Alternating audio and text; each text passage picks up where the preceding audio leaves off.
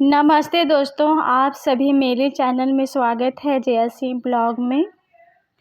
मैं यहाँ एकादशी को उद्यापन में गई थी और बुआ के यहाँ बहुत बड़ा फंक्शन होता है, तो मैं यहाँ बुआ के यहाँ गई थी एकादशी उद्यापन में।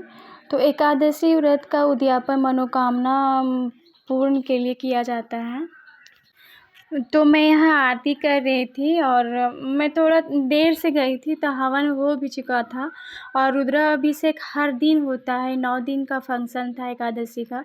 तो देखिए यहाँ मैं आरती की, उसके बाद पंडित जी बोले कि चलिए सबको परिक्रमा करते हैं। तो ओम नमो भगवते वासुदेवाय का मंत्र जाप करते हुए पूरा मंत्र पढ़ना था और पूरा जगसाला एकदम गूंज गया भगवान के नाम लेकर। इतना शक्ति होता है एकादशी में, तो फिर सभी को एकादशी करना चाहिए। तो यहाँ मेरी बुआ हो गया था 25 वर्ष हो गया था उनका, तो वही उद्यापन कर रही थी। ये देखिए ये जगसाला बना हुआ था, इतना सुंदर जगसाला बना हुआ था वहाँ पे। और एक एक नियम करके अयोध्या से आए थे पंडित जी।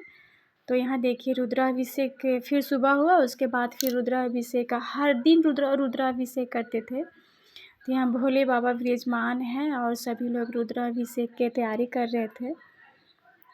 इतना अच्छा लग रहा था, हर गांव हर शहर में गूंजता है भगवान का। उसके बाद फिर यहाँ भगवान जी को लड्डू गोपाल को यहाँ हल्दी का रस्म होता है, तो भगवान जी को स्नान हुआ। उसके बाद देखिए यहाँ सभी लोग हल्दी लगा रहे हैं। इतना अच्छा लग रहा था ना, भगवान विष्णु भगवान लड्डू गोपाल को हल्दी लग रहा था और पूरा जगसाला गूंज रहा था हरे कृष्ण हरे राम श्री राधा नाम का और ओम नमः भगवते वासुदेवाय का। तो मेरी बुआ सब हल्दी लगा रही हैं और मैं भी शामिल हुई थी हल्दी लगाने के लिए कान्हा जी को। तो ऐसा मौका कभी भी किसी को नहीं छोड़ना चाहिए, हर जगह जाना चाहिए। ये तो जग है और जग में शामिल होना तो बहुत बड़ी बात होता है। और फिर विसर्जन हुआ, उसके बाद देखिए मैं वहाँ हवन के लिए पहुँच गई थी, तो मैं वहाँ हवन कर रही हूँ।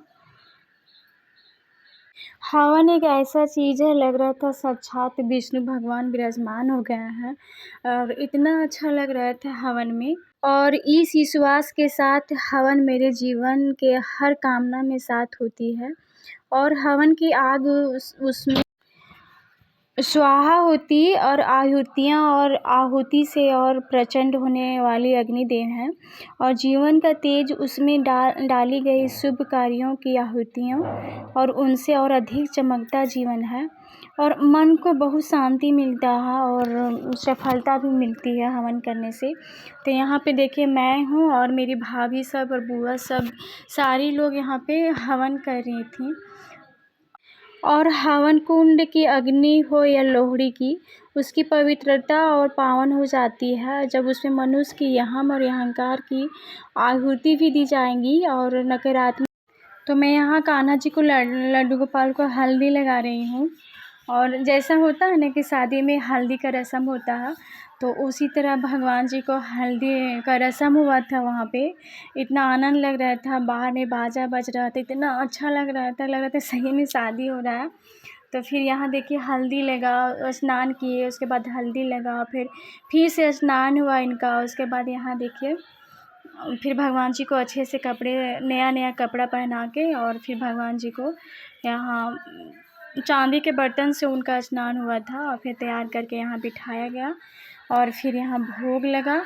उसके बाद फिर आरती सभी लोग कर रहे थे, भैया भाभी और बुआ हुआ सब लोग, हम भी वहीं पे शामिल थे। तो यहाँ आरती हो रहा था और देखिए जगशाला में हर कोने कोने में नियम होता है और हर कोने कोने में कलश रखा था और सभी को अलग अलग नियम माना गया है और सभी लोग पूजा भी करते हैं। हर दिन पूजा होता है एकादशी में और दिन रात पूजा होता है और इतना दिन भर आरती होता है भगवान जी को। उसके बाद फिर भगवान जी नगर भ्रमण के लिए निकले थे और फिर देखिए यहाँ उनका पालकी इतना अच्छा से सजाया गया था ना लड्डू गोपाल को और फिर इतना नारा लग रहा था राधे कृष्ण का। और देखिए मैं यहाँ इस चीज़ में भाग भी ली। देखिए फिर यहाँ सभी लोग उनका होता है ना कि कि ये जो पालकी होता है उसको आप पकड़ भी लीजिएगा तो आपका भाग्य सुधर जाएगा। और बहुत पावन रहा है एकादशी उद्यापन। धन्यवाद।